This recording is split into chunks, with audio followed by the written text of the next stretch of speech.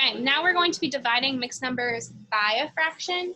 Now, what's really happening here is we're kind of just taking everything we've done in the other videos and we're putting them together into this one big skill. Okay, so there are lots of steps to this, but if you've watched the other videos, you already know how to do those steps individually. We're just kind of putting them together. So the first thing I need to do is I need to take this mixed number and I need to turn it into an improper fraction. It's going to make our division so much easier.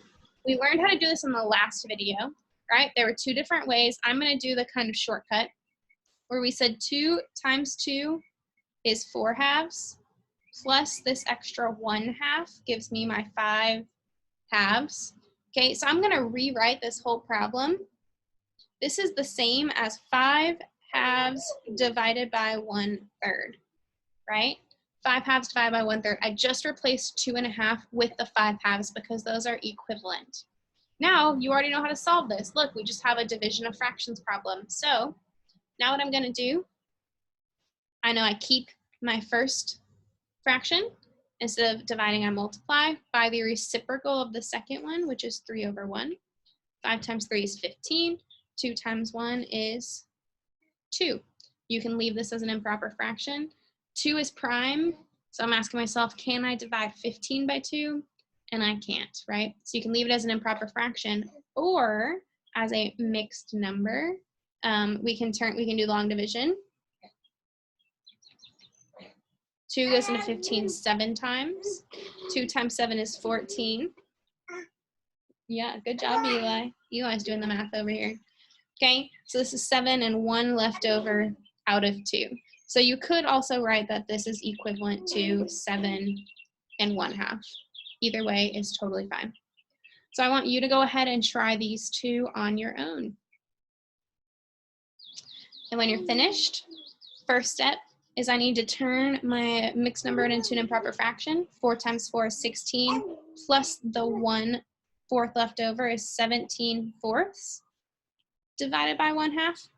I would suggest that you actually write out this step. A lot of people try to turn the mixed number into an improper fraction and do the reciprocal in the same step, which is fine, but a lot of us sometimes forget to take the reciprocal, and instead people just write this, right, where you didn't actually do everything. So I would definitely suggest that you just go ahead and write the division sign, and then you can say 17/4 times the reciprocal of 2/1, okay? And now we multiply. 17 times 2 is 34. 4 times 1 is 4. Now I'm asking myself, can I simplify this? The answer is yes, you can. Okay, 34/4. I know these are both for sure divisible by 2, right? And I know that I would get 17/2. You can leave it as that, or if you were to do the mixed number, you would get 8 and 1/2. Okay. Lastly, 2 and 2/3. This is going to be 3 times 2 is 6, plus 2 is 8/3, divided by 5/4. Don't skip that step. Okay, now I'm doing 8/3. So that was a terrible 8, I'm sorry. Yeah, thank you, Eli. Times 4/5.